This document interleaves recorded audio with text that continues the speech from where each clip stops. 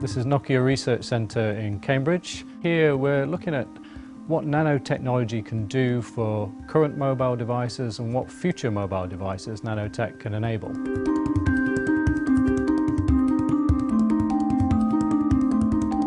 Nanomaterials are basically very small things that we think are going to have a big impact on mobile devices. So in terms of enhancing existing capabilities, but then also enabling totally new capabilities and new form factors. So let's start with hydrophobic surfaces. So I think most of us are probably familiar with what a hydrophobic surface is. So if you've got a Teflon coated frying pan at home, so you know that water really doesn't want to stick to a hydrophobic surface. Okay, so what we've got here is a little demo that's going to show you the difference between a regular hydrophobic surface and a super hydrophobic surface. So if we think about what water does on an uncoated surface, for instance, like the edge of the holder here, so it basically just wants to spread around on there. So now if we try it on the steel, so this has been coated with a low energy material. So now the liquid really doesn't want to wet it, it kind of beads up like that and it will slide around. So this is just kind of a bit of fun, so we can make a marble maze using these materials. So the next thing I'm going to show you then is now we add some nanostructure to that same surface. So this is exactly the same, except now we've got some very fine nanostructures on top of it. So now if I put the water on here, it behaves much differently, so it's much more mobile. So it's really difficult to control, it's much harder to solve the maze.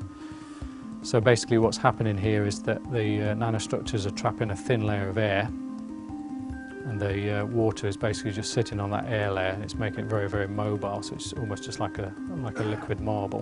And why might you be interested in that in terms of a mobile device? Well, if we can put that over the electronics, for instance, then we've got a good chance that next time you drop it in the sink or in the bath, there's a good chance that it'll survive because the water's not going to get to the sensitive electronics.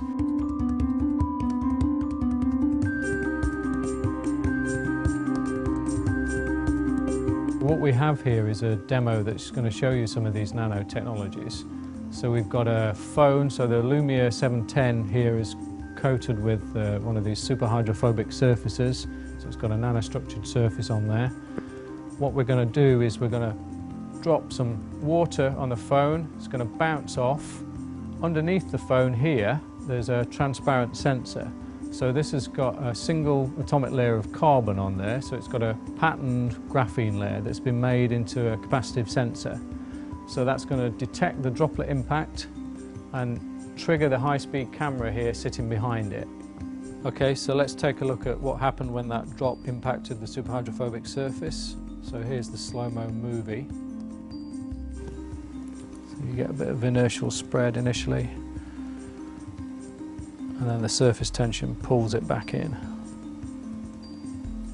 So if you do that on a regular surface on the movie here, you can see basically the droplet would just stick to the surface. It's much less mobile, so in this case the thing's just pretty much all the water's bounced off on impact. It's not something new at all, no. I mean, as ever, nature has already figured out these things. It's worked out millions of years ago through evolution that you can, if you make a nanostructured surface which has got features on one length scale and then features on a much finer length scale, and you combine those two things to make a kind of hierarchical structure. This is actually really good at resisting water. So things like the lotus leaf, also things like insect eyes and wings have these kind of structures on there. So they aggressively repel water and basically protect the plant or the insect. Ultimately, what we're hoping is that these nanotechnologies are enablers for completely new device form factors. So if you think about maybe flexible devices, bendable devices, and ultimately maybe even stretchable devices.